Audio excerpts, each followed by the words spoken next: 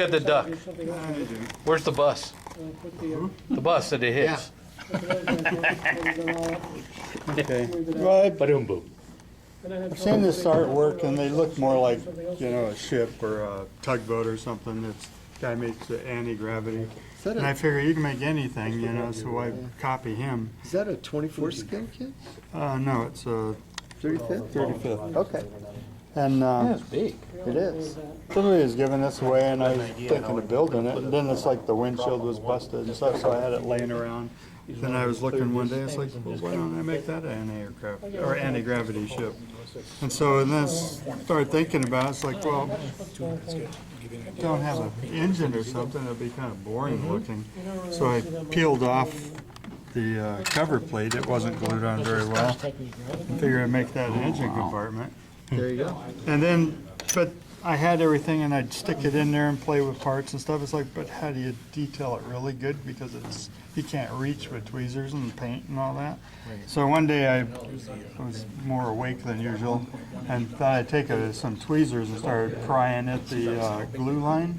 And except for this piece breaking, which is going to be covered anyway, I popped it off and said, ooh, I can add stuff much easier now. Oh, yeah. Wow. That is awesome. And so far that, and then this was gonna go here when I get done. And so this first part was what I started with, and then it kind of hand fitted stuff, say, oh, this could go and that could go, but it was really hard under there, so when I peeled it off, it's like, wow, it's free to play. So right now it's got like 60 parts in there to get that look. And then I was trying to slap on some paint to, you know, because you can see the stuff through this grill if it's lighter.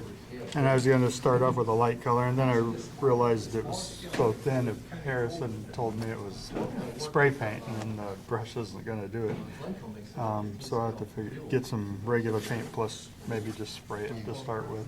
So what was your reference for the engine to build an anti-grav engine? I just where the wheel wells were, I built a flat piece of styrene, and then just started fitting parts. These are motorcycle carburetors. Okay. And the top of them, you know, they had these things, maybe spark plug mounts, you know, it came up and the tube would go to. And then that was kind of dumb, and one of them broke off, and so I figured I tore it off, and I found these little pieces, which I'm not sure what they are, those green pieces, and they fit perfect. So I figured, well, that's a nice cover, and it's got detail. Whatever looks And good, these, right? and these flat, well, what look like fenders, those are off a small German tank. Yeah, it looks like a road wheel or something there, huh? Idler wheel? Where? There? Is that what that is? In which part? This one here? The round one? Right there? Yeah. I'm not sure what that came off of. I mean, there's parts, and like this part here, I don't know what it does, but it's out of like a car kit. It's Yeah. part of an engine or something. And then these here from fancy valve covers. Yeah, that's what I was looking at. It looked like, yeah, that's And neat. then this is like an engine piece, and then a couple Yeah. things on it for detail, and Right. and then I have this Well, I know what wire. that is. Yeah, this is the That's a- nut on the wheels, like on an M48 and stuff. That's a Yeah. big block Mopar timing cover with a fuel pump and with the distributor mount Yeah. right there. No, It's a parts box, you know? we don't identify, we call all green. That's I neat. got all kinds of That's awesome. And then this, you know, this thing here, it's off a motorcycle, but I just threw it in because it had detail. Right. And you won't see it much. Oh, okay. So, That's neat. Very cool. Yeah. and then the and I got to figure out how it's going to hover, you know, because that's going to have to be total imaginary. And I started on the bottom, and I came up with an engine. Oh, that glues again. Anyway, I'm using a what is that called? Pod Racer from Star Wars. Oh, Star Wars, Oh, yeah. Okay. Wow. And I've got a screen here. I forget what it comes off of, but it fits perfectly, and I can't remember what that part was. But it's got a hole in the middle. It's got these kind of rods or something, or some kind of a screen. Oh, like some veins or something? Yeah, there? and it covers some, I forget what it came off of, and probably a car Here's a part. panel of from a screen door. And it, you but know, it just cut fit to perfect fit. inside of Yeah. that relief, you know, Yeah. it sinks down inside the edge, and then like right here, I just shoved, I think it's the nose cone for one of these that goes up on the other end. Right. And I shoved it in there to fill in the hole, Yeah. and I just slapped dark paint in there, and this is like armor, explosive armor. Yeah. Yeah, reactive armor, yeah, like a M1 or something. Yeah, that's pretty neat. Very cool. Yeah. See what it looks like in a few years. Yeah, because I mean, I was stuck until I pried the body apart. Glencoe Spat. Who's doing the spout? Me. That was my.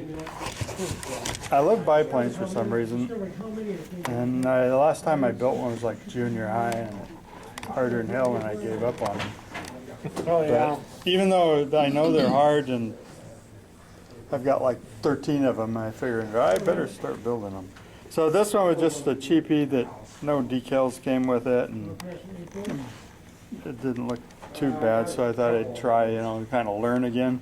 It's got, I don't know what you call it, those indentations around there, where the mold didn't fill all the way. Oh, yeah. Different stuff like that. Short shots. And the machine guns are crappy, but at first I thought I was missing one of these single rails, and then luckily I found it in the box in the corner. Oh, that's good. Yeah. And then when I was putting it together, I put on the right exhaust, and then went to do the left one and found out the kit came with two rights, no left. Oh. So I just took the little knob off the one side that was making it stick out too far and just held it in place. And So I got 3 so it- Glencoes, so is that what I have to look forward to? Yeah. And I was looking for instructions the on the Glencoe. internet, and one guy had a write-up, I read just part of it, says, "That's the crappiest model that ever been made." Thanks. But I've got another one. Gotta be better than the I've testers. got another one, and it looks like the mold was separated because it's got flashing Everywhere. everywhere. It's horrible. So then I'll have to figure out how to paint it and stuff. You cut them out very carefully because they make real nice shims. Yeah. Shims and armor plate. Shims going out on the outside of the model. And I didn't want to glue the wheels on yet, so Harry pointed out we had some blue reusable tacky. So All right, it spins. cool. Looks neat. Oh.